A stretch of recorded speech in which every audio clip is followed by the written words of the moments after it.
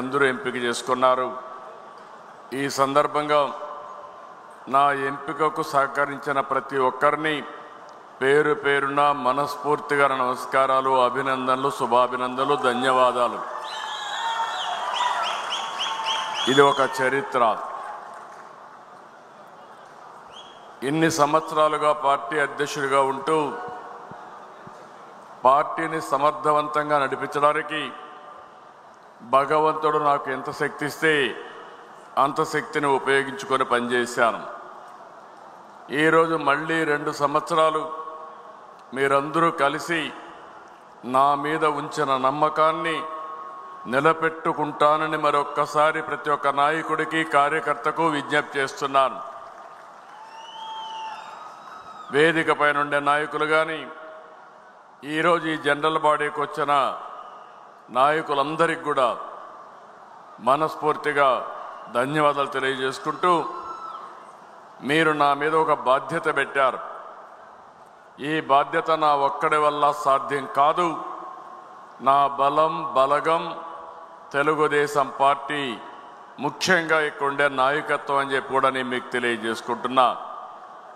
మీరు నిన్న ఈరోజు ఏ స్ఫూర్తి అయితే ఇచ్చారో, ఎంత బ్రహ్మాండంగా అయితే మీరు సహకరించారో మీ సహకారం చూస్తున్నాను.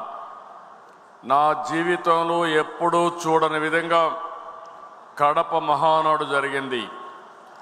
ఎన్నో మహానాడులు చేశాం. కడప మహానాడు అన్ని మహానాడుల కంటే ప్రత్యేకమని మరొకసారి మీ అందరికీ విజ్ఞప్తి చేస్తున్నాను. ఈ మహానాడుకు కారణమైనటువంటి కడప జిల్లా నాయకత్వాన్ని, రాష్ట్ర నాయకత్వాన్ని మనస్ఫూర్తిగా అభినందిస్తున్నా. ఇక్కడ అరేంజ్మెంట్స్ కానీ, ఇక్కడ చేసిన ఏర్పాట్లు కానీ చాలాసార్లు చూసాం, కానీ ఇంత మెజెస్టిక్గా ఎప్పుడూ రాలేదు. అదే సమయంలో కార్యకర్తల్లో పట్టుదల చూశాను, నాయకుల్లో పట్టుదల చూశాను. నిన్న ఉదయం నుంచి మిమ్మల్ని చూస్తున్నాను. ఏ ఒక్కరు కూడా కదలకుండా ఉదయం నుంచి సాయంత్రం వరకు బ్రహ్మాండంగా శ్రద్ధ పెట్టిన మిమ్మల్ని అందరినీ పేరు పేరున మనస్ఫూర్తిగా అభినందిస్తున్నాను. నిన్నంతా కూడా అర్థవంతమైన చర్చలు జరిగాయి. ఏదైతే 6 శాసనాలు, అదే సమయంలో రాబోయే 40 సంవత్సరాలకు ఒక ప్రణాళిక, ఈ 2 కూడా చూసినప్పుడు నాకు ఏమాత్రం అనుమానం లేదు. తెలుగు వారి చరిత్ర ఉన్నంత వరకు తెలుగుదేశం పార్టీ ఉంటుంది. తెలుగుదేశం పార్టీ ఎప్పుడు వారికి సేవలు అందించి అనునిత్యం తెలుగు జాతిని, ఒకటే విషయం మనం గుర్తుపెట్టుకోవాలి, ప్రపంచంలో అగ్రస్థానంలో తెలుగు జాతిని పెట్టే శక్తి, సామర్థ్యం ఒక్క తెలుగుదేశం పార్టీకి తప్ప వేరే వాళ్ళకు లేదని మరొకసారి విజ్ఞప్తి చేస్తున్నారు. ఈరోజు ఉదయం నుంచి కూడా ఒక యుగ పురుషుడి యొక్క జన్మదినాన్ని మనం జరుపుకున్నాం. ఇవన్నీ ఒకసారి తలుచుకుంటే మనం ఇంత బ్రహ్మాండంగా ఏ విధంగా చేయగలుగుతున్నాం అనేది మనకే ఆశ్చర్యం వేసే విధంగా కార్యక్రమాలు అవుతున్నాయి. ఈరోజు మళ్ళీ కొన్ని తీర్మానాలు మనం చేసుకున్నాం.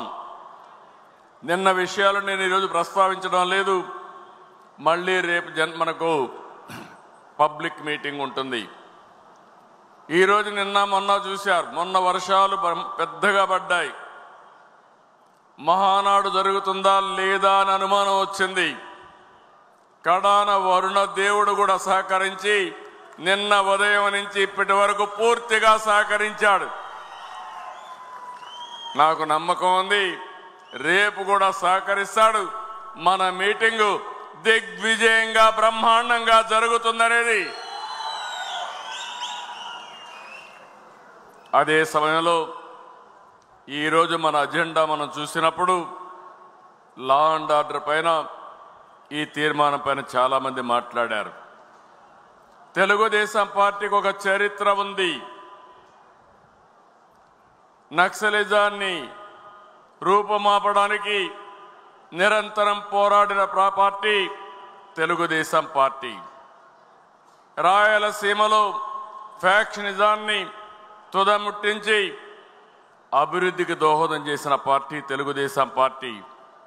హైదరాబాద్లో మత ఘర్షణలు పూర్తిగా కట్టడి చేశాం. రౌడీజం లేకుండా చేశాం. ఆడబిడ్డలకు రక్షణ ఇచ్చాం. అలాంటి పార్టీ ఒక చరిత్ర ఉంది. మనం వస్తానే మళ్ళీ అందరిలో కొన్ని ఆలోచనలు ఉన్నాయి. 5 సంవత్సరాలు మనం చూసాం. ఆస్తులకు రక్షణ లేదు. ఎక్కడ చూసినా డ్రగ్స్ వచ్చాయి. గంజాయి పెంపకానికి ఏజెన్సీ ప్రాంతం ఒక అనువైన ప్రాంతంగా విలేజ్ కాటేజ్ ఇండస్ట్రీ మారిగా తయారు చేసే పరిస్థితికి వచ్చారు. పోలీస్ శాఖ నిర్వీర్యం చేశారు. ఆర్గనైజ్డ్ క్రైమ్ విపరీతంగా పెరిగిపోయింది. కడాన ఏ స్థాయికి వెళ్ళిపోయారంటే ఆనాటి ఒక ప్రభుత్వంలో ఉండే అధినేతే బాబాయ్, అప్పట్లో అధినేత కాదు కానీ అపోజిషన్ ఉండే వ్యక్తి బాబాయిని చంపి ఆ హత్య మన మీదేసి అధికార దుర్వినియోగం చేసి తప్పించుకోవడానికి ప్రయత్నం చేసే పరిస్థితికి వచ్చారు. ఇవన్నీ చూసిన తర్వాత మనకు కొన్ని సవాళ్లు వచ్చాయి. కానీ ఒకే ఒక విషయం ఈరోజు మీ అందరికీ హామీ ఇస్తున్నాను. లా అండ్ ఆర్డర్ అంటేనే తెలుగుదేశం పార్టీ వస్తే అందరికీ రక్షణ ఉంటుంది. దాంట్లో అనుమానమే లేదని మరొకసారి మీ అందరికీ విజ్ఞప్తి చేస్తున్నా. నేను మిమ్మల్ని కూడా ఒకటే కోరుతున్నా, లా అండ్ ఆర్డర్ మన చేతల్లోకి మనం ఎవరు తీసుకోవాల్సిన అవసరం లేదు. తప్పులు చేసిన వాడు ఈ రోజైనా రేపైనా శిక్షకు అర్హుడే. అందుకే నేను హామీ ఇస్తున్నా, ఇక్కడుండే తెలుగుదేశం పార్టీ చట్టాన్ని గౌరవించే పార్టీ. నా కుటుంబ సభ్యులు ఎక్కడ కూడా నేరాలు లేకుంటే ఘోరాలు ఎప్పుడు చేయలేదు. ఆ క్రమశిక్షణ మీరు పాటించండి. ఎవరైనా తప్పు చేసిన వాడు మీ దగ్గర సమాచారం ఉంటే నేను ఎవ్వరినీ వదిలిపెట్టను. తప్పు చేసిన వాడి పట్ల చండ శాసనుడుగా ఉంటానని మరొక్కసారి మీ అందరికీ విజ్ఞప్తి చేస్తున్నాను. రెచ్చగొడతారు, రెచ్చిపోవలసిన అవసరం లేదు.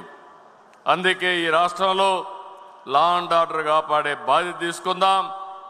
ఇప్పటికే మీరు చూస్తే గంజాయిని పూర్తిగా నియంత్రణ చేయడానికి ప్రయత్నం చేశాం. ఎక్కడికక్కడ ఈగల్ డిపార్ట్మెంట్ పెట్టి ప్రత్యేకమైన శ్రద్ధ పెట్టి నేను ఒకటే చెప్తున్నాను. నిన్న ఈరోజు కొంతమంది నాకు సూచనలు చేశారు. ఎవరైతే గంజాయి కానీ డ్రగ్స్ కానీ పట్టుబడితే అమ్మినా లేకపోతే వ్యాపారాలు చేసినా అలాంటి వాళ్ళందరినీ వాళ్ళ ఆస్తులు కాన్ఫిస్కేట్ చేసి అవన్నీ కూడా బాధితుల రీహాబిలిటేషన్ ఖర్చు పెట్టమని చెప్పారు. అది ఒక మంచి సజెషన్. తప్పకుండా ఆలోచిస్తానని చెప్పి నేను మీకు తెలియజేస్తున్నా. రెండో విషయం మనం ఆలోచిస్తే ఇరిగేషన్, సాగునీటి శాఖ. ఈరోజు తెలుగుదేశం పార్టీ మీరు ఒక్క విషయం గుర్తుపెట్టుకోవాలి. రాయలసీమ ఒకప్పుడు కరువు సీమ. అందరూ నాయకులు అన్నారు రాయలసీమ ఎడారిగా మారిపోతుందని. నేను ముఖ్యమంత్రిగా నేనే విట్నెస్ చేశాను.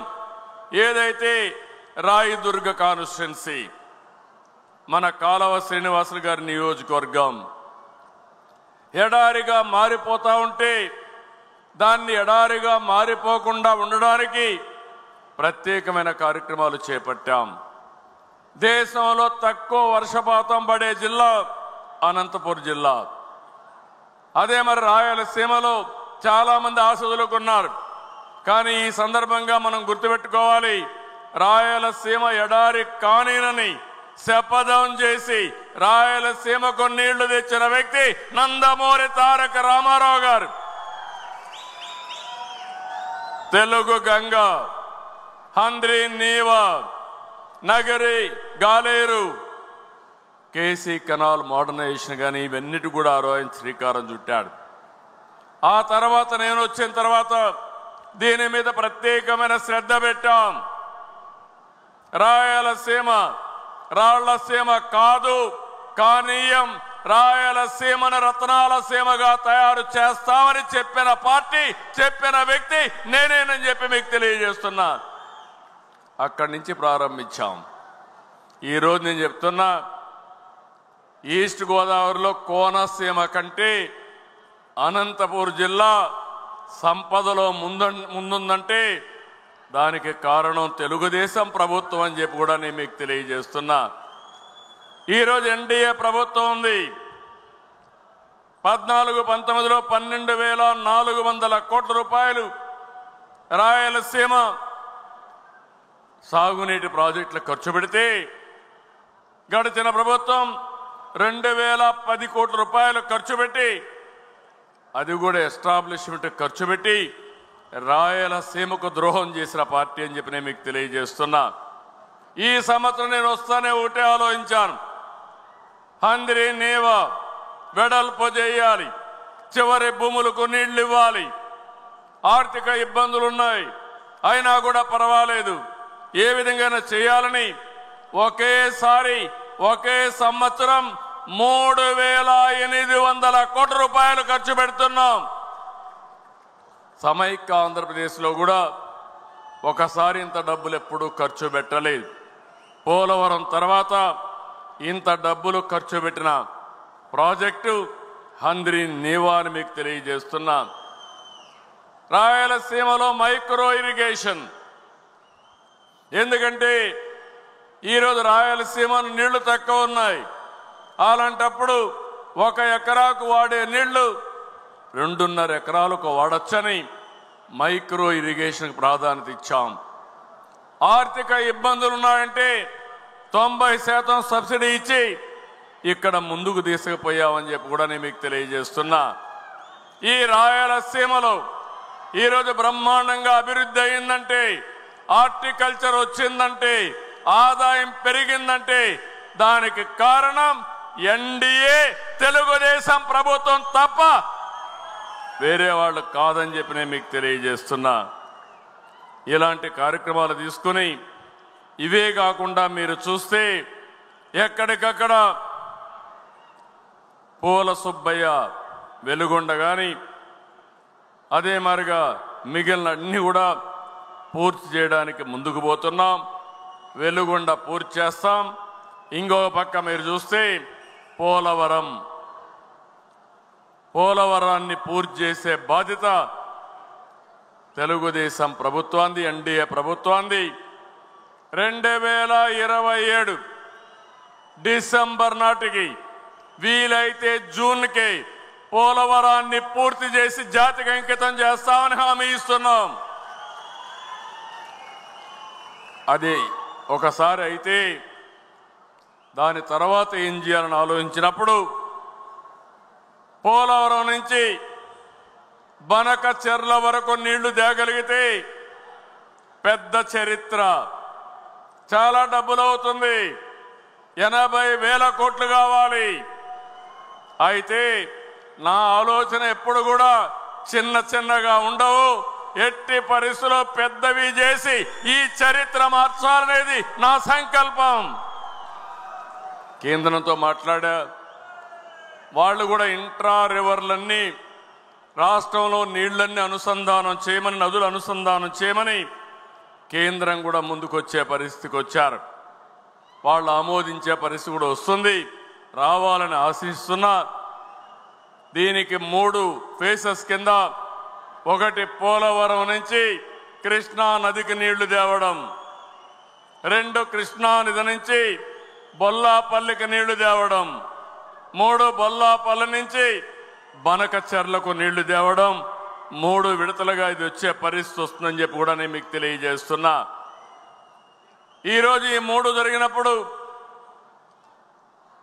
రాష్ట్ర ముఖ చిత్రమే మారుతుంది.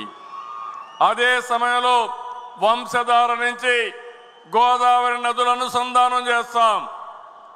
అప్పటికి మీరు చూస్తే వంశధార శ్రీకాకుళంలో ఒరిస్సా బార్డర్లో ఉంటే అక్కడి నుంచి నీళ్లు వస్తే పెన్నా నది అనుసంధానం అయితే మీరు ఒక్కసారి ఊహించినప్పుడు నదుల అనుసంధానం పూర్తిగా సంపూర్ణం అవుతుంది. ఈ నదుల అనుసంధానం చేసి తెలుగు నేలపైన జలహారతి ఇచ్చి ఈ తెలుగు తల్లి రుణం తీర్చుకుంటారని మరొక్కసారి మీ అందరికీ విజ్ఞప్తి చేస్తున్నా. కొంతమంది అంటున్నారు ఎవరికి అనుమానాలు అవసరం లేదు, ఆంధ్రప్రదేశ్ రాష్ట్రం చివరి రాష్ట్రం కాబట్టి ఎక్కడ నీళ్లు వచ్చినా మన తర్వాత సముద్రంలోకి వెళ్తాయి. పోలవరం తర్వాత రాజమండ్రి తర్వాత సముద్రం తప్ప వేరే మార్గం లేదు. అలాంటప్పుడు సముద్రంలోకి పోయే నీళ్లు మనం వాడుకుంటే ఈ నీళ్ల వల్ల తెలంగాణకు కూడా లాభం ఉంటుంది తప్ప ఎవరికి నష్టం లేదు.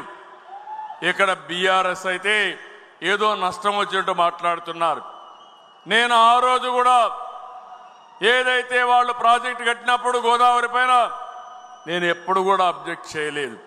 నా ఆలోచన ఒకటి, తెలంగాణ కానీ ఆంధ్రప్రదేశ్ రాష్ట్రం కానీ నాకు ఎప్పుడు చెప్పాను, రెండు కళ్ళను ఆ రోజు చెప్పా, ఈ రోజు చెప్తున్నా, హైదరాబాద్ను అభివృద్ధి చేసింది నేనే, ఘంటాపదంగా చెప్పగలుగుతాను.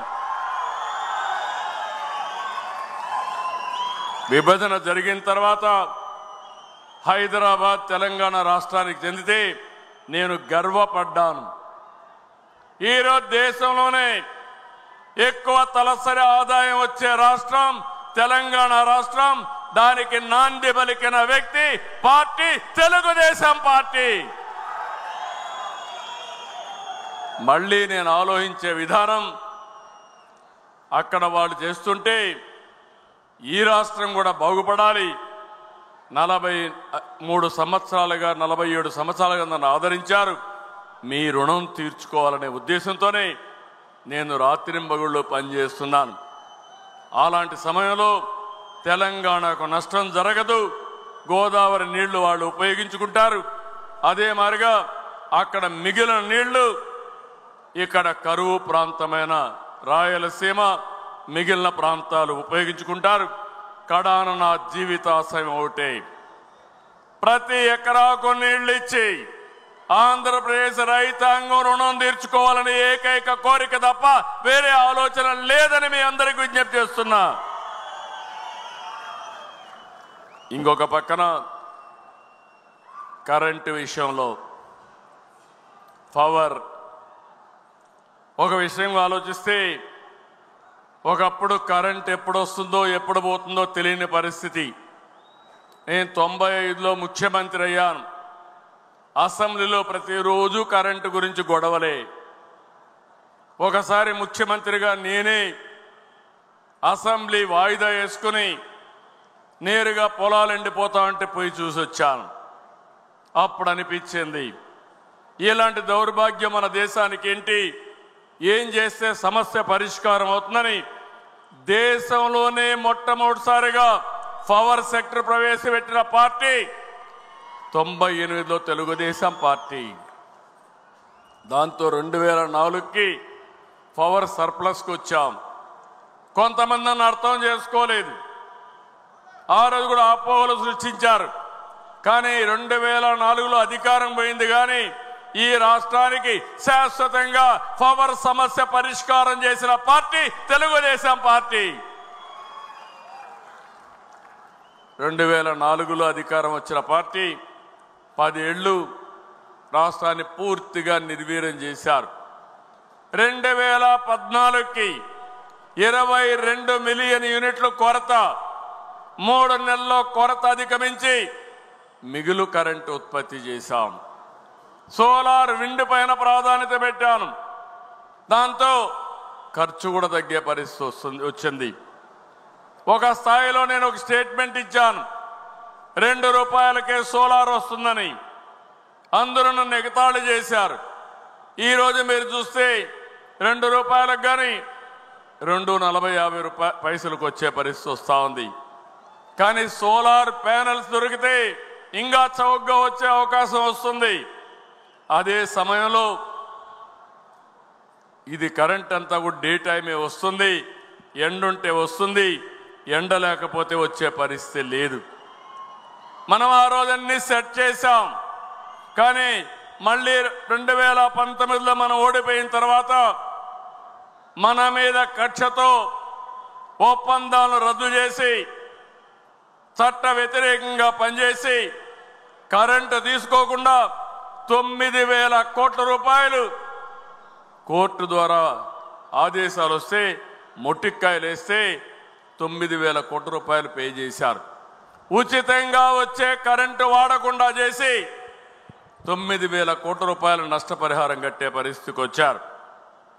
5 సంవత్సరాలు వీళ్ళు చేసిన పనికి 1,12,422 కోట్ల రూపాయలు బకాయిలు అయిపోయినాయి. 9 సార్లు కరెంటు ఛార్జీలు పెంచారు. 32,166 కోట్ల రూపాయలు పెంచారు. మళ్ళీ నేను 4వసారి ముఖ్యమంత్రి అయితే మళ్ళా యథాస్థితే. అయితే ఈరోజు నేను ఒకటే ఆలోచిస్తున్నాను, మళ్ళీ రాష్ట్రంలో ఏ మాత్రం కూడా కరెంటు కొరత లేకుండా చేయాలని, శాశ్వత పరిష్కారం తేవాలని ఈరోజు నేను కార్యక్రమాలు చేపట్టాను. ఆంధ్రప్రదేశ్ని క్లీన్ ఎనర్జీ, గ్రీన్ ఎనర్జీ హబ్గా తయారు చేస్తున్నాం. సోలార్కు ప్రాధాన్యత ఇచ్చాను, విండ్కు ప్రాధాన్యత ఇచ్చాం, పంపుడ్ ఎనర్జీ కూడా ప్రాధాన్యత ఇచ్చాం. 160 గిగావాట్లు కరెంటు ఉత్పత్తి చేయాలని లక్ష్యంగా పెట్టుకున్నాం. 10 లక్షల కోట్ల రూపాయలు పెట్టుబడులు వస్తాయి. దీనివల్ల 7,50,000 మందికి ఉద్యోగాలు వస్తాయి. ఇప్పటికే ఈ రంగంలో మీరు చూస్తే 6 లక్షల కోట్ల రూపాయల పెట్టుబడులు వచ్చాయి. 58 గిగావాట్ల కరెంటు, గ్రీన్ కరెంట్ వచ్చే పరిస్థితి వస్తూ ఉంది. ఎన్టీపీసీ కానీ, హీరో ఫ్యూచర్ కానీ, ఆస్థా గ్రీన్ కానీ, Ecoren, Tata Power, Vedanta Group, Reliance Power, ACME, ReNew Power, ever green లాంటివి చాలా వచ్చాయి. ఇవన్నీ మీరు చూస్తే రాయలసీమలో ఎక్కువ వస్తున్నాయి. ఇది ఒక గ్రీన్ ఎనర్జీ హబ్గా తయారవుతుంది. మనకు పోర్ట్లు ఉన్నాయి. ఏవైతే గ్రీన్ హైడ్రోజన్ కానీ అమోనియా తయారు చేసి ప్రపంచానికి గ్రీన్ ఎనర్జీ సత్తా ఎక్స్పోర్ట్ చేసే సత్తా మనకుందని చెప్పి కూడా నేను మీకు తెలియజేస్తున్నా. ఒక పక్క బకాయిలు ఉన్నాయి. ఈరోజు ఒక్క విషయం రాష్ట్ర ప్రజలందరికీ విజ్ఞప్తి చేస్తున్నా. నేను ఎన్నికల కంటే ముందు చెప్పాను, ఖర్చు తగ్గిస్తా, సమర్థత పెంచుతా, కరెంటు ఛార్జీలు పెంచనని ఆ రోజే చెప్పాను. దానికి నేను కట్టుబడి ఉన్నానని మరొక్కసారి మీ అందరికీ విజ్ఞప్తి చేస్తున్నా. కానీ వీళ్ళు చేసిన అవకతవకలు, వాళ్ళు కరెంటు ఛార్జీలు పెంచి వెళ్ళారు. పెంచి వెళ్ళిన కరెంటు ఛార్జీలు ఇప్పుడు ప్రజలపైన పడ్డాయి. దానిపైన మనల్ని విమర్శిస్తున్నారు. అది మీ నిర్వాహకం తప్ప నాది కాదు. నేను వచ్చిన తర్వాత 2024 జూన్ 12 తర్వాత వాడిన కరెంటు ఛార్జీలు 1 పైసా పెంచకుండా సమర్థత పెంచుతానని మరొక్కసారి విజ్ఞప్తి చేస్తున్నా. భవిష్యత్తులో కూడా ₹5.10 ఈరోజు 38 పైసలు దగ్గర ఆవరేజ్ ప్రొక్యూర్మెంట్ కాస్ట్ తగ్గించాం. రాబోయే ఈ సంవత్సరం 50 పైసలు తగ్గించాలని మళ్ళీ ఆలోచిస్తున్నా. రాబోయే సంవత్సరానికి ఎన్ని మార్గాలు ఉన్నాయో అన్ని ఆలోచిస్తున్నా.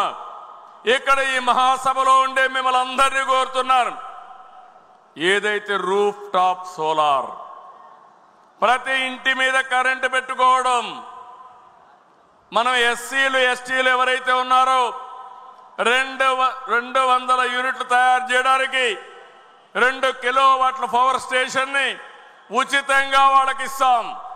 1 పైసా వాళ్ళు పెట్టుకునే పనే లేదు.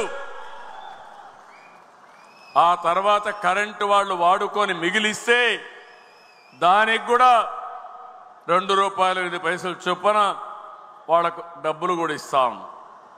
ఇంకో పక్క బీసీలు ఉన్నారు, వాళ్ళందరికీ విజ్ఞప్తి చేస్తున్నాను. 2 కిలోవాట్లయితే ₹60,000 సబ్సిడీ, 3 కిలోవాట్లయితే ₹78,000 సబ్సిడీ. మీరు పెట్టుకోండి. నేను అదనంగా 20,000 రూపాయలు వెనుకబడిన వర్గాలకు ఇస్తాను. దానివల్ల మీకు కావలసిన కరెంటు ఛార్జీలు కట్టే పరిస్థితే ఉండదు. దీనివల్ల మీకు కొంతవరకు వెసులుబాటు వస్తుంది.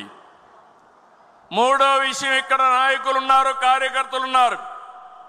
నేను ఇక్కడే ఎమ్మెల్యేలు కూడా చెప్పాను, ప్రతి నియోజకవర్గంలో కనీసం 10,000 ఇండ్ల పైన సూర్యఘర్ పెట్టాలి, రూఫ్ టాప్ పవర్ పెట్టాలని చాలా స్పష్టంగా ఆదేశాలు ఇచ్చాను.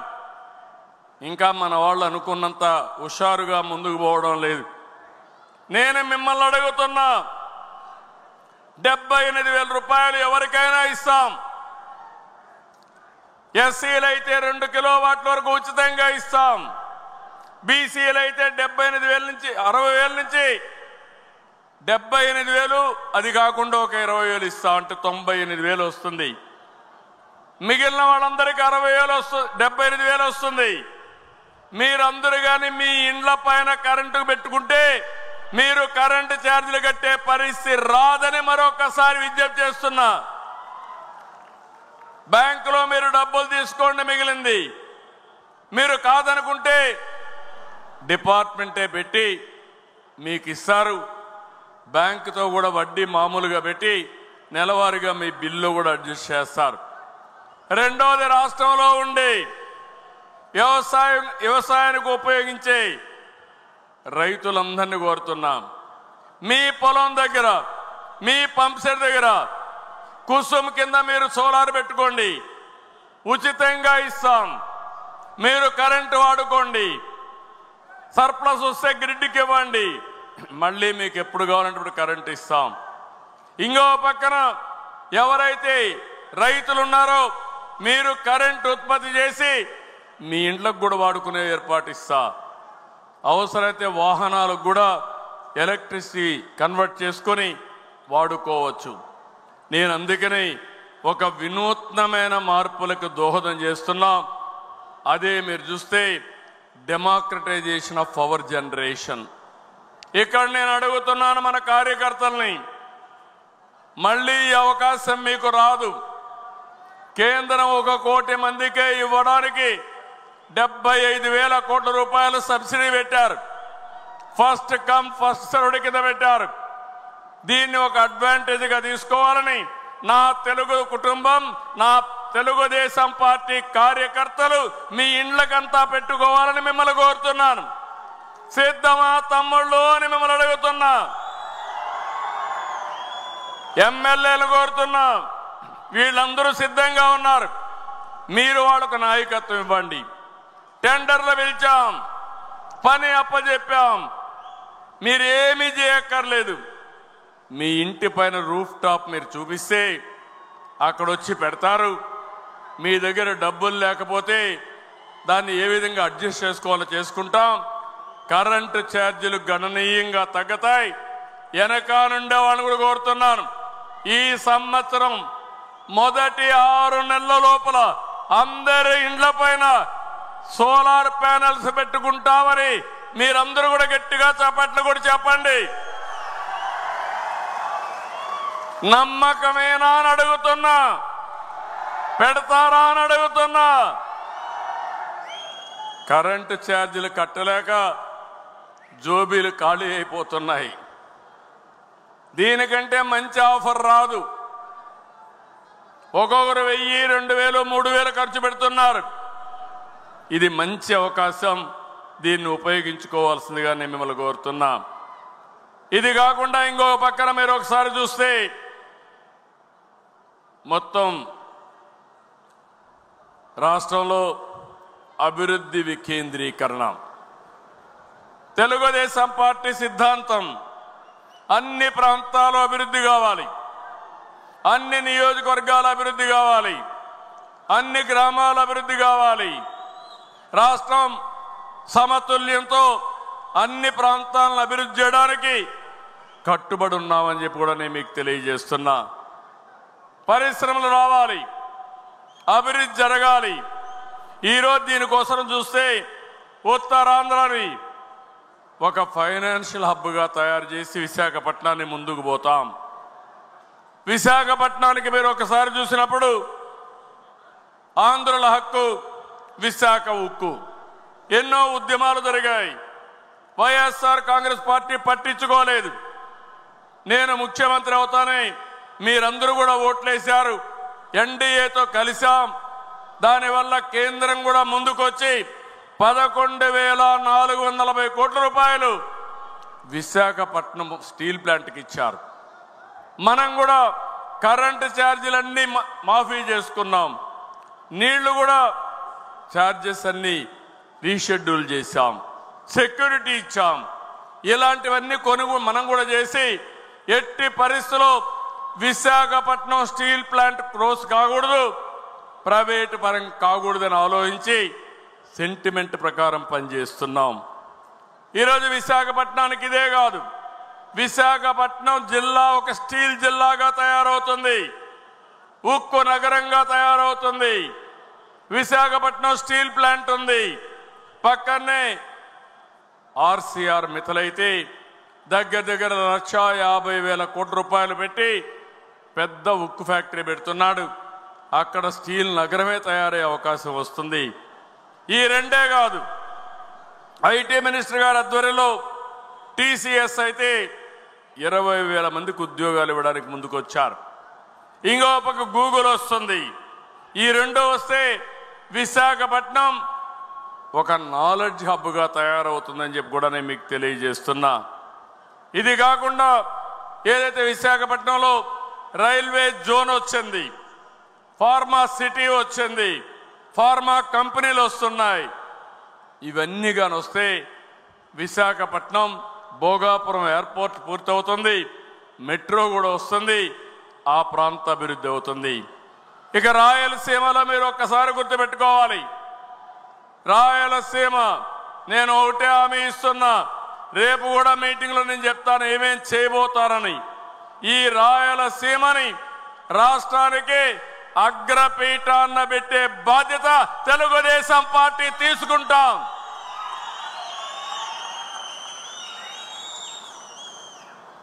మొన్ననే ఈ ప్రభుత్వం వస్తానే కొప్పర్తి, ఓర్వకల్ 2 ఇండస్ట్రీలకి కేంద్రం గ్రాంట్ ఇచ్చారు, టెండర్లు పిలిచాం. ఇంకో పక్క మీరు చూస్తే హంద్రి నీవా పూర్తి చేసి రిజర్వాయర్ కట్టి కియా మోటార్ తెచ్చిన ఘనత తెలుగుదేశం పార్టీది, తెలుగుదేశం ప్రభుత్వానిది. ఇప్పుడు నేను ఆలోచించేది రాయలసీమలో పెద్ద ఎత్తున పరిశ్రమలు రావాలి. నిన్నే చూశారు, నేను కేంద్రం దగ్గరికి వెళ్ళి ఈరోజు మనం ఒకసారి చూసినప్పుడు ఏరోస్పేస్ ఇండస్ట్రీస్ ఉన్నాయి, విమానాలు తయారు చేసేటివి ఉన్నాయి, డిఫెన్స్ విమానాలు కావాలి, సివిల్ ప్రయాణం చేయాలంటే విమానాలు కావాలి. అలాంటి విమానాలు తయారు చేసే ప్రదేశానికి అనువైనది అనంతపూర్ జిల్లా లేపాక్షి ప్రాంతం అని చెప్పి కూడా నేను మీకు తెలియజేస్తున్నా. నేను ఆ మాట అడిగాను. ఆ మాట అడిగితే కర్ణాటకలో ఉండేవాళ్ళు కొంతమంది అంటున్నారు బెంగళూరులో ఉండే హెచ్ఏఎల్ నేనేదో షిఫ్ట్ చేయాలని కోరానని. నేనెప్పుడూ అలాంటి పనులు చెయ్యను, నా చరిత్రలో అది లేదు. అభివృద్ధికి మారు పేరు తెలుగుదేశం పార్టీ తప్ప వేరే రాష్ట్రాల్లో ఉండే ప్రాజెక్టులు తేవాలను, చెడ్డ పేరు తెచ్చుకోవాలను తెలుగుదేశం పార్టీకి లేదని చెప్పి కూడా నేను మీకు తెలియజేస్తున్నా. అదే మరిగా డిఫెన్స్ ఉంది, ఎన్నో ఇండస్ట్రీస్ వస్తున్నాయి. రాయలసీమలో ఎన్నో ఇండస్ట్రీస్ వచ్చాయి. అందుకే కేంద్ర మంత్రి గారిని కోరాను, 5 ప్రాంతాల్లో 5 డిఫెన్స్ హబ్బులు పెట్టి, ఒకటి నాగాయలంక, దోనకొండ ఒక ప్రాంతం, అనంతపూరు ఆ ఏరియా మొత్తం ఒక ప్రాంతం. ఇక్కడికి వస్తే ఓర్వకల్లో డ్రోన్ సిటీ పెట్టి డిఫెన్స్కి కావాల్సిన డ్రోన్స్ కూడా ఇక్కడ తయారు చేయాలని కోరాను. అదే మరి ఇంకొక పక్కన మీరు చూస్తే విశాఖపట్నం నేవల్ హబ్గా చేసి డిఫెన్స్ ఫ్యాక్టరీస్ అన్ని అక్కడ పెట్టమని కోరాను. ఇవన్నీ వస్తే మన పిల్లలకు ఉద్యోగాలు వస్తాయి. లేటెస్ట్ టెక్నాలజీస్ వస్తాయి. ఇక్కడ చాలా మంది స్టార్టప్ కంపెనీలు పెట్టే పరిస్థితి వస్తుంది. ఇంకో పక్క ఎలక్ట్రానిక్ సిటీ లేపాక్షి ఓర్వకల్ హబ్బుగా చేసుకుని ఇవన్నీ తేవాలని చెప్పి ఆలోచిస్తున్నాను. నేను చెప్పే ఇవన్నీ కానీ వస్తే రాయలసీమ ఒక పక్క హార్టికల్చర్ హబ్గా, ఇంకొక పక్క హై టెక్నాలజీ హబ్గా తయారవుతుందని మీ అందరికీ విజ్ఞప్తి చేస్తున్నా. ఇంకో పక్క దేవాలయాలు ఉన్నాయి. తిరుపతి వెంకటేశ్వర స్వామి ఒక దివ్య క్షేత్రం, ప్రపంచంలో అందరూ వస్తారు. దాన్ని ఒక డెస్టినేషన్గా మనం తయారు చేయొచ్చు. శ్రీశైలం ఇంకో పక్క బ్రహ్మాండమైన దివ్య క్షేత్రం.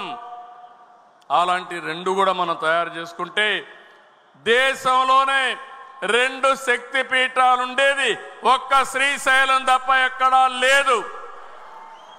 ఈ 2 కూడా వర్కౌట్ చేసుకుంటాం, ముందుకు పోతాం.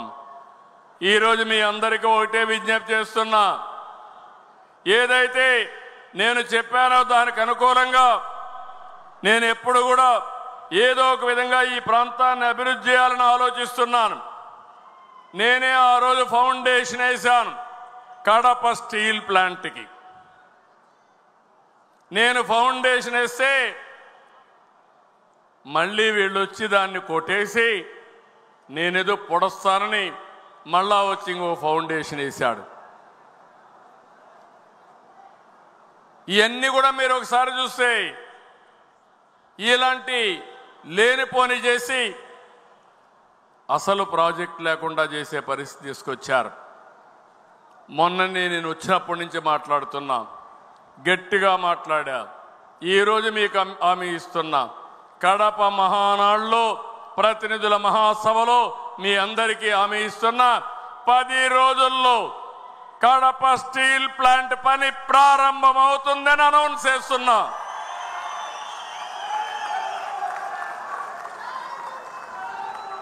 ఫేజ్ 1 4,500 కోట్లు. భగవంతుడు కరుణిస్తే ఫేజ్ 2 కూడా ఇంకొక 4,500 కోట్లు. 9,000 కోట్ల రూపాయలతో రాయలసీమ స్టీల్ ప్లాంట్ వస్తే ఫేజ్ 1 పూర్తి చేసుకోగలిగితే ఫేజ్ 2 కూడా సుజావుగా వస్తుంది.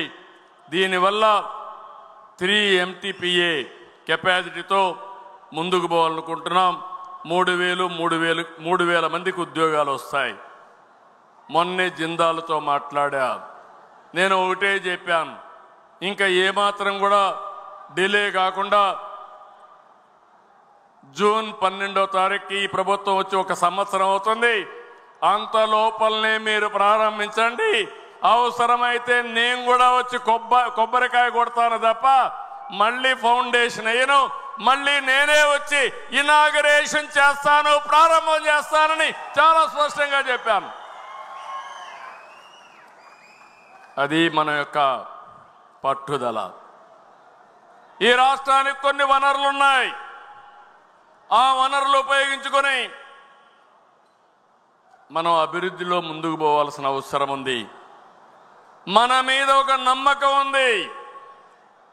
దేశంలోనే 1 సంవత్సరంలో ఇంత పెద్ద ఎత్తున పెట్టుబడులు రాలేదు. మొన్నటి వరకు ఈజ్ ఆఫ్ డూయింగ్ బిజినెస్ మాట్లాడాం. ఇప్పుడు నేను మాట్లాడేది స్పీడ్ ఆఫ్ డూయింగ్ బిజినెస్ మాట్లాడుతున్నా. ఎమ్మెల్యేలకు కూడా చెప్పాను, 175 నియోజకవర్గాల్లో ఇండస్ట్రియల్ పార్క్స్ పెట్టాలి. అక్కడ ఇండస్ట్రీస్ని ప్రమోట్ చేయాలి. ప్రతి ఒక్క ఇంటికి ఒక ఎంటర్‌ప్రెన్యూర్ని తయారు చేయాలి. రతన్ టాటా ఇన్నోవేషన్ హబ్ పెడుతున్నాం. అమరావతిలో హెడ్ క్వార్టర్ ఉంటుంది. విశాఖపట్నం, రాజమండ్రి, విజయవాడ, తిరుపతి, అనంతపురం కేంద్రాలుగా 5 హబ్బులు ఉంటాయి. ప్రతి ప్రాంతాన్ని అభివృద్ధి చేయడం ఒక ధ్యేయంగా పెట్టుకొని ముందుకు పోతున్నామని చెప్పి కూడా నేను మీకు తెలియజేస్తున్నా. అదే సమయంలో రోడ్లు మీరు చూశారు, మొత్తం గుంతలు చేసి రోడ్లన్నీ అధ్వానం చేస్తే నేను ఒకే మాట చెప్పా, తెలుగుదేశం వస్తానే రోడ్లు బాగా చేస్తామని చెప్పి ఒకేసారి పార్ట్ హోల్ ఫ్రీ రోడ్స్ చేసిన పార్టీ ఎన్డీఏ అని చెప్పి కూడా నేను మీకు తెలియజేస్తున్నా. ఏం తమ్ముళ్ళు, రోడ్లు బాగున్నాయా లేదా, ఇంప్రూవ్ అయినాయా లేదా అని మిమ్మల్ని అడుగుతున్నా. రోడ్లన్నీ గుంతలు తువ్వేసి ఈరోజు రోడ్లు బాగా చేశాం. నేను ఒకటే హామీ ఇస్తున్నా, R&B రోడ్స్కి ప్రాబ్లం లేదు. వినూత్నంగా ఆలోచిస్తున్నా. One of the best logistics హబ్గా ఆంధ్రప్రదేశ్ని తయారు చేయాలని దగ్గర 1,20,000 కోట్ల రూపాయలు నేషనల్ హైవేస్ పైన ఖర్చు పెడుతున్నాం. దగ్గర 90,000 కోట్ల రూపాయలు రైల్వేస్ మీద ఖర్చు పెడుతున్నాం. R&B రోడ్స్ని పూర్తిగా ఇచ్చేస్తాం. తెలుగుదేశం పార్టీ హయాంలో 24,000 కిలోమీటర్లు గ్రామాల్లో సిమెంట్ రోడ్లు వేసిన పార్టీ తెలుగుదేశం పార్టీ అని చెప్పి కూడా నేను మీకు తెలియజేస్తున్నా. ఇవన్నీ కూడా మనం చేసి టూరిజానికి ఎక్కువ ప్రాధాన్యత ఇస్తున్నాం. భవిష్యత్తుదంతా కూడా టూరిజమే. నేను ఎప్పుడో మాట్లాడా, all isms are over. Communism లేదు, క్యాపిటలిజం లేదు, సోషలిజం లేదు. రాబోయే రోజుల్లో ఉండబోయేది ఒకే ఇజం, అది టూరిజం అని ఎప్పుడో చెప్పా. టూరిజం వల్ల ఉపాధి కలుగుతుంది. ప్రతి ఒక్కరికి కూడా ఈజీగా ఉద్యోగాలు వచ్చే అవకాశం వస్తుంది. అందుకనే ఆంధ్రప్రదేశ్ రాష్ట్రంలో రాబోయే రోజుల్లో హోటల్ ఇండస్ట్రీ ఎక్కువ రావాలని ఇక్కడే గండికోట ఉంది. Gandikota one of the most beautiful place. ప్రపంచంలోనే టాప్ 10 బ్యూటిఫుల్ ప్లేసుల్లో గండిపేట ఒకటి. అంత మునుపు అభివృద్ధి ప్రారంభించాం, మళ్ళీ ఆగిపోయింది. నేను ఒకటే మీ అందరికీ హామీ ఇస్తున్నా, గండిపేటని బ్రహ్మాండంగా అభివృద్ధి చేసి మోస్ట్ ఇంపార్టెంట్ పర్యాటక కేంద్రంగా తయారు చేసే బాధ్యత ఈ ప్రభుత్వం తీసుకుంటాం. ఎయిర్పోర్ట్ ఉంది, గండికోట మంచి సీనరిక్ ప్లేస్ ఉంది, పక్కనే శ్రీశైలం ఉంది, పక్కనే ఒంటిమిట్ట ఉంది. ఇవన్నీ అభివృద్ధి చేయడం పెద్ద కష్టం కాదని కూడా మీ అందరికీ తెలియజేస్తున్నా. అదే మాదిరిగా కేంద్ర ప్రభుత్వం కూడా ఇంకో పక్క గండిపేటలో గండికోటలో నేను ఒకటి హామీ ఇచ్చాను. అక్కడికి వెళ్ళినప్పుడు అపోజిషన్లో ఉంటే కృష్ణదేవరాయలు స్టాచ్యూ 100 అడుగుల స్టాచ్యూ గండికోటలో పెడతామన్నాం. 1 సంవత్సరం లోపల దీన్ని కూడా పూర్తి చేస్తామని హామీ ఇస్తున్నాను. కేంద్రం చాలా వరకు అన్ని విషయాల్లో సహకరిస్తున్నారు. మనం కూడా నిధులు తెచ్చుకుంటున్నాం. ఎప్పుడు నేను పోయినా, ఢిల్లీకి పోయినా రాష్ట్ర ఆర్థిక పరిస్థితి గురించి చెప్తూనే వారు ఏ విధంగా నిధులకు సహకరిస్తారో అవన్నీ చెప్పి తీసుకొస్తున్నాం. ఈరోజు మీరు చూస్తే పోలవరానికి 12,500 కోట్లు ఇచ్చారు. అమరావతికి 15,000 కోట్ల రూపాయలు అరేంజ్ చేశారు. విశాఖపట్నం జోన్ పూర్తి అయింది. రైల్వే లైన్లు ఇప్పుడే చెప్పాను. గ్రీన్ ఎనర్జీకి ఎన్ని కావాలంటే అన్ని సూర్య గారు ఇస్తున్నారు. 2,000 మెగావాట్లు కుసుము కింద ఇచ్చే పరిస్థితికి వచ్చారు.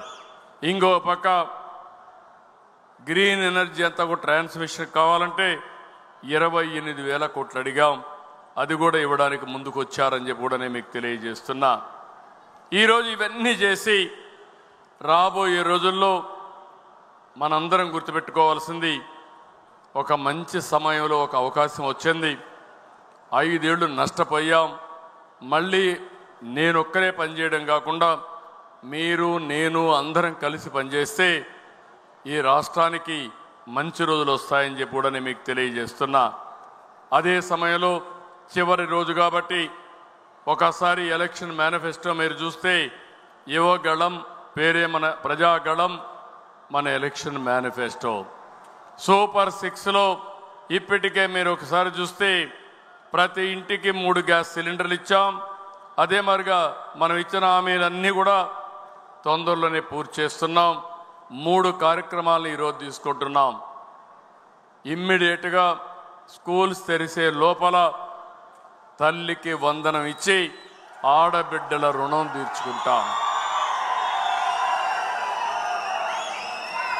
కేంద్రం ఎప్పుడు ఇచ్చినా అన్నదాత ఇప్పటి నుంచి 3 ఇన్స్టాల్మెంట్స్లో 20,000 రూపాయలు నా రైతు అకౌంట్లో పడే బాధ్యత ఈ ఎన్డీఏ ప్రభుత్వం తీసుకుంటుంది.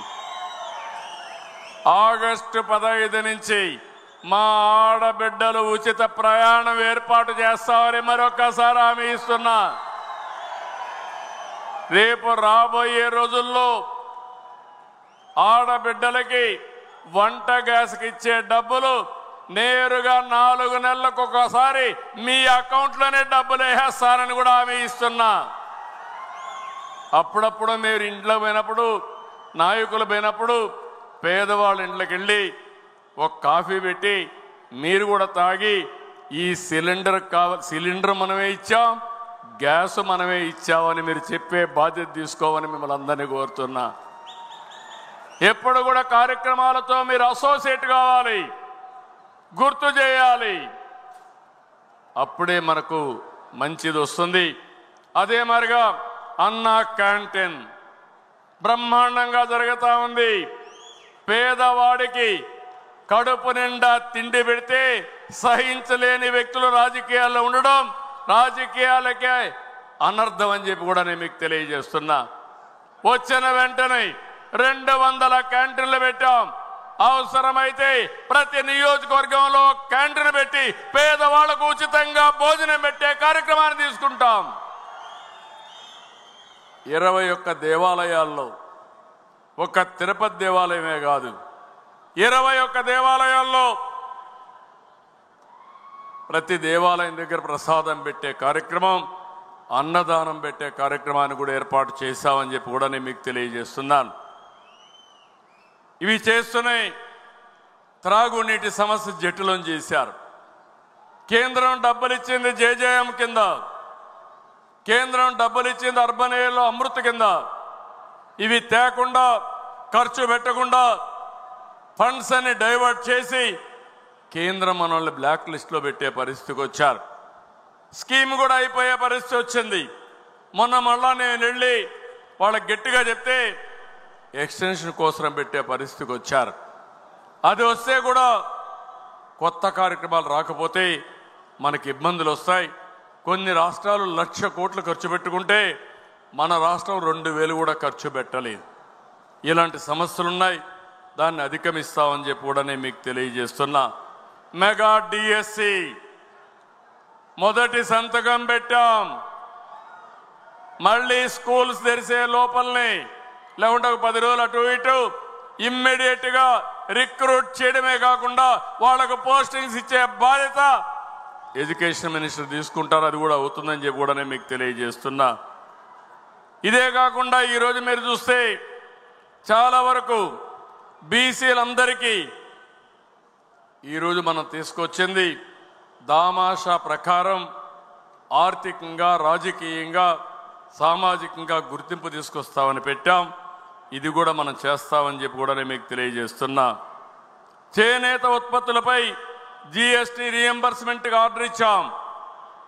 పవర్ లూములకి 500 యూనిట్లు ఇచ్చాం. హ్యాండ్లూములకి 200 యూనిట్లు ఇచ్చాం.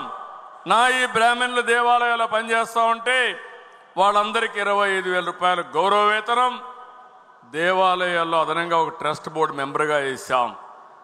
గీత కార్మికులకి చరిత్రలో మొట్టమొదటిసారిగా ఎక్కడైతే షాపులు ఉన్నాయో 10% షాపుల్ని గీత కార్మికులకు కేటాయించిన ప్రభుత్వం తెలుగుదేశం ప్రభుత్వం, ఎన్డీఏ ప్రభుత్వం అని విజ్ఞప్తి చేస్తున్నా. మత్స్యకారులకు 20,000 ఇచ్చాం. 217 రద్దు చేశాం. స్వర్ణకారుల కార్పొరేషన్ తీసుకొచ్చాం. ఇంకొక పక్క ఉద్యోగస్తులందరూ గౌరవంగా పనిచేసే విధంగా నెల మొదటి తారీఖున వాళ్ళకందరికీ జీతాలు ఇస్తున్నాం, పెన్షన్లు ఇస్తున్నాం. పాడి రైతులకు ఇది చేశాం. ఇంకొక పక్కన భోగాపురం ఎయిర్పోర్ట్ పేరు అల్లూరి సీతారామరాజు కింద పెట్టి మనం ముందుకు పోయాం. సామాజిక భద్రత పింఛన్లు 4,000, 6,000, 10,000, 15,000 రూపాయలు ఇచ్చే ఏకైక ప్రభుత్వం తెలుగుదేశం ప్రభుత్వం అని చెప్పి కూడా నేను మీకు తెలియజేస్తున్నా. ఎస్సీ వర్గీకరణ చరిత్ర ఈ విషయం మీరు గుర్తుపెట్టుకోవాల్సిన అవసరం ఉంది. ఇది సామాజిక న్యాయం. ఆ రోజు నేను 96లో చేశాను. చేసిన తర్వాత కొన్ని సంవత్సరాలు అనుభవించారు. ఆ తర్వాత మీరు చూస్తే ఆనాటి ప్రభుత్వం కాపాడలేకపోయారు. సుప్రీంకోర్టులో కొట్టేస్తే పోరాడి మొన్నే సుప్రీంకోర్టు ఇది కరెక్ట్ అయిన నిర్ణయం అని చెప్తే వచ్చిన వెంటనే మళ్ళీ 2025లో ఎస్సీ కేటగిరైజేషన్ చేసిన ఘనత తెలుగుదేశం ప్రభుత్వం అని చెప్పి కూడా మీకు తెలియజేస్తున్నా. అదే మరిగా మైనారిటీస్ కూడా ముస్లిం సోదరులకు హామీ ఇస్తున్నా. వక్ఫ్ బోర్డు ఆస్తులు కాపాడుతాం, మైనారిటీ సోదరులకు అండగా ఉంటాం. మౌజుములకి ఇమాములకి జీతాలు పెంచాం, రెగ్యులర్గా ఇస్తాం. అదే మరి ఇక్కడ హాజ్ హౌస్ను పూర్తి చేస్తాం, అమరావతిలో హాజ్ హౌస్ను పూర్తి చేస్తామని మైనారిటీ సోదరులందరికీ హామీ ఇస్తున్నా. క్రిస్టియన్స్ కూడా పాస్టర్ జీతాలు పెంచాం. అదే మరి ల్యాండ్ టైటిలింగ్ యాక్ట్ రద్దు చేశాం. ఈ విధంగా మీరు చూసుకుంటే రేషన్ పంపిణీ విధానాన్ని కూడా సమీక్షించమని కోరారు. మనం ఎలక్షన్ మేనిఫెస్టోలో చెప్పాం, ఏవైతే వాహనాలు పెట్టి రీసైక్లింగ్ చేసే పరిస్థితి వచ్చారు, అందుకే దాన్ని కూడా రద్దు చేశామని చెప్పి కూడా మీకు తెలియజేస్తున్నా. ఈరోజే కేంద్ర ప్రభుత్వం చూస్తే బద్వేలు నుంచి నెల్లూరు వరకు 3700 కోట్ల రూపాయలతో రోడ్డు కూడా వేసే పరిస్థితికి వచ్చారు, శాంక్షన్ చేసే పరిస్థితికి వచ్చారు. అక్వాకైతే ₹50 కరెంట్ ఇస్తామని మాట నిలబెట్టుకున్న పార్టీ తెలుగుదేశం పార్టీ అని చెప్పి నేను మీకు తెలియజేస్తున్నా. అమరావతిని ప్రజా రాజధానిగా పట్టాలెక్కిచ్చాం. ఇలాంటివన్నీ కూడా దేవాలయాల్లో బ్రాహ్మిన్స్కి అయితే డైరెక్టర్గా ట్రస్టీ మెంబర్గా పెట్టాం. 50,000 రూపాయల ఆదాయం పైన ఉంటే 15,000 రూపాయల వరకు ఆన్రోరియం పెంచాం. 50,000 కంటే తక్కువ ఉంటే 10,000 రూపాయల 5,000 నుంచి 10,000 రూపాయల వరకు పెంచాం. ఇంకో పక్క వేద విద్యను అభ్యసించిన నిరుద్యోగులకి యువగళం కింద 3,000 రూపాయలు ఇచ్చాం.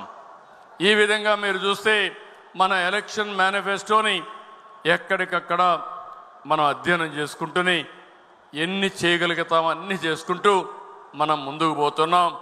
మనం జవాబుదారితనం, నా హైకమాండ్ అయిన కార్యకర్తలు ప్రజలేనని చెప్పి నేను మీ అందరికీ విజ్ఞప్తి చేస్తున్నా. ఇవి చేసిన తర్వాత రేపేట మనకు పబ్లిక్ మీటింగ్ ఉంది, మిగిలిన విషయాలు అక్కడ మాట్లాడుకుందాం. ఈరోజు మీ ముందర ఇంకొక విషయం, మన పార్టీ ఎప్పుడు కూడా మన మీదనే ఆధారపడతాం, నిధులు కూడా మనమే సమీకరించుకుంటాం. నిన్న నేను చెప్పాను, ఈరోజు కొత్తగా మళ్ళీ చూస్తే కేసినేని శివనాథ్ 25 లక్షలు, ఎద్దులపల్లి సుబ్రహ్మణ్యం 10 లక్షలు, సింధూరారెడ్డి పల్లె 10 లక్షలు, బాలసుబ్రహ్మణ్యం 5 లక్షలు, ఖమ్మంపాటి రామ్మోహన్ రావు 25 లక్షలు, తోట రామలక్ష్మి 5 లక్షలు, కనుమూరి భరత్ 20 లక్షలు, భాష్యం ప్రవీణ్ 43 లక్షలు, గంగప్ప గారి లక్ష్మీనారాయణ 1 లక్ష, బొబ్బా గోవర్ధన్ 10 లక్షలు, కొమ్మలపాటి శ్రీధర్ 10 లక్షలు, దేవినేని చందు 10 లక్షలు, వసంత కృష్ణప్రసాద్ 10 లక్షలు, యార్లగడ్డ వెంకట్రావు 10 లక్షలు,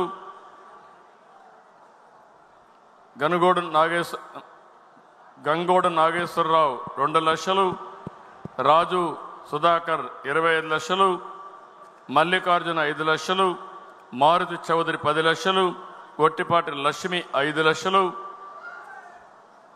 వి మారుతి చౌదరి 10 లక్షలు, వెంకట సత్యనారాయణ కోగంటి 1 లక్ష. ఈరోజు వచ్చిన డబ్బులు చూస్తే 3,24,116 రూపాయలు వచ్చింది. నిన్న దగ్గర నేను చెప్పాను మీ అందరికీ, నిన్న మీరు చూస్తే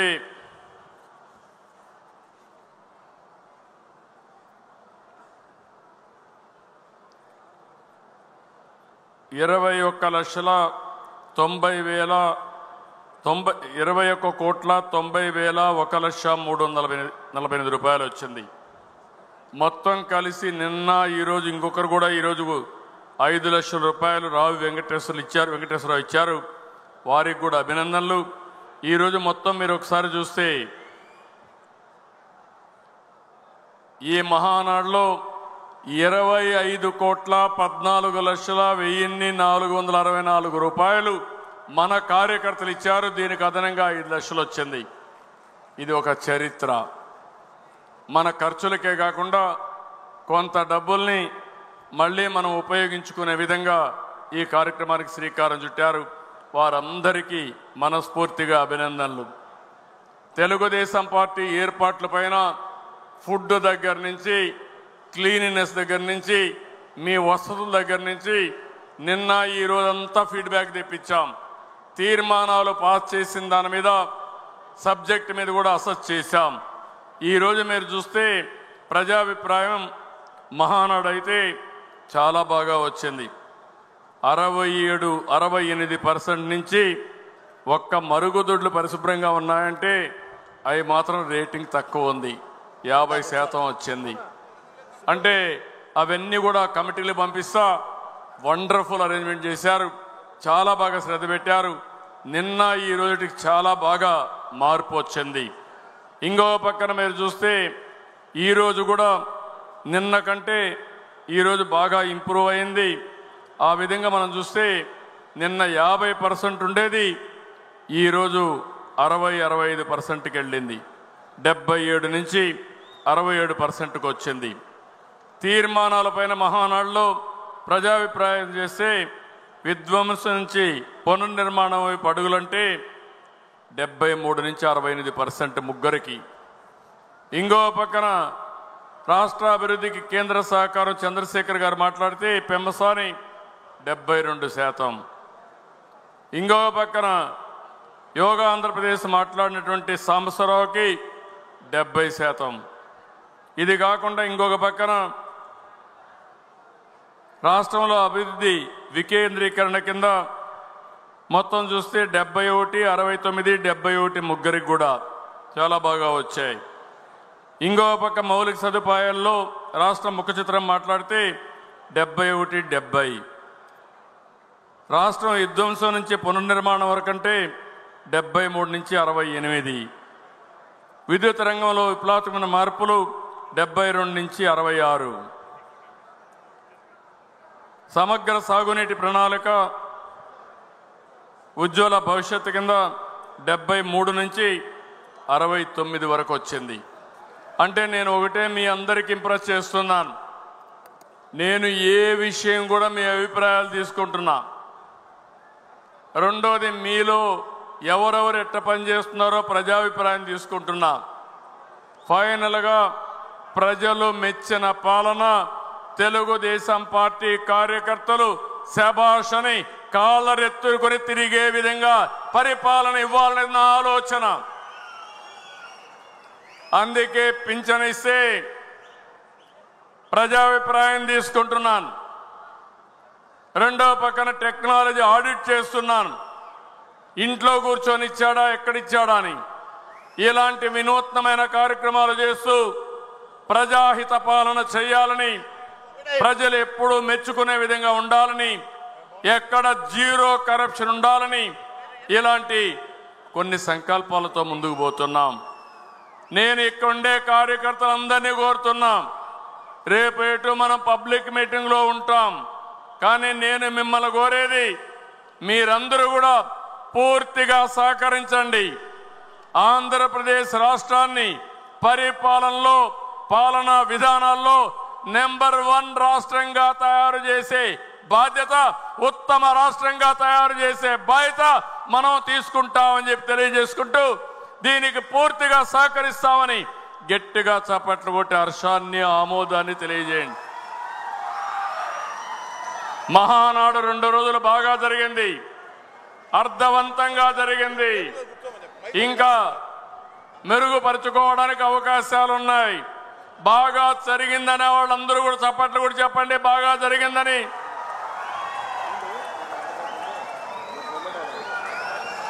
శభాష్.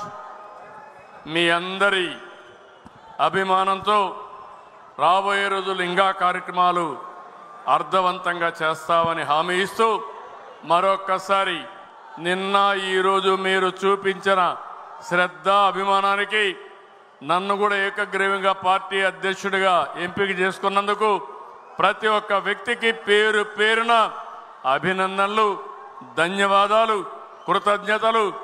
జై హింద్, జై తెలుగుదేశం. గట్టిగా జై తెలుగుదేశం, జై Telugu Desam. NTR Amar high. NTR, NTR, NTR. Thank you.